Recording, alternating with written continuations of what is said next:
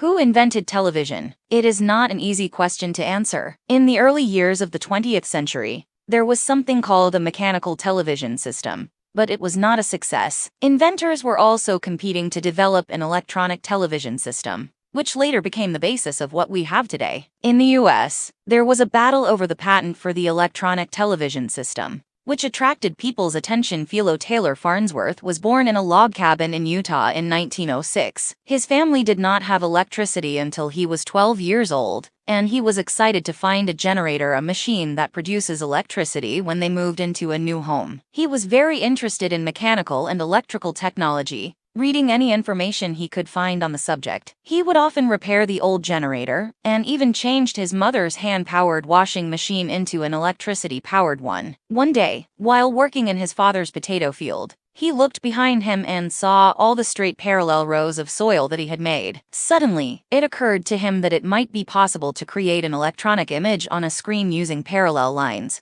just like the rows in the field. In 1922, during the spring semester of his first year at high school, he presented this idea to his chemistry teacher, Justin Tolman, and asked for advice about his concept of an electronic television system. With sketches and diagrams on blackboards, he showed the teacher how it might be accomplished, and Tolman encouraged him to develop his ideas. On September 7, 1927, Farnsworth succeeded in sending his first electronic image. In the following years, he further improved the system so that it could successfully broadcast live images. The U.S. government gave him a patent for this system. Farnsworth was not the only one working on such a system. A giant company, RCA, Radio Corporation of America, also saw a bright future for television and did not want to miss the opportunity. They recruited Vladimir Zworykin, who had already worked on an electronic television system and had earned a patent as early as 1923. Yet, in 1931, they offered Farnsworth a large sum of money to sell them his patent,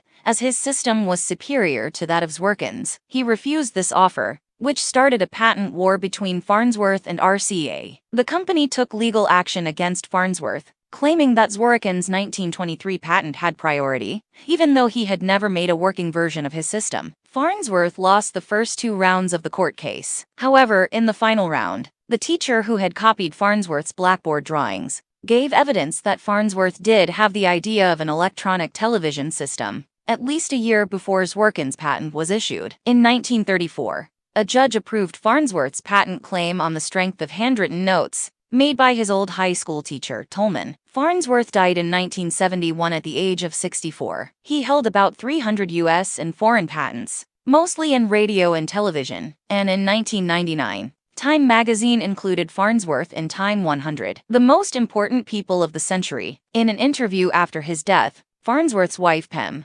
recalled Neil Armstrong's moon landing being broadcast. Watching the television with her, Farnsworth had said, "Pem, this has made it all worthwhile." His story will always be tied to his teenage dream of sending moving pictures through the air, and those blackboard drawings at his high school.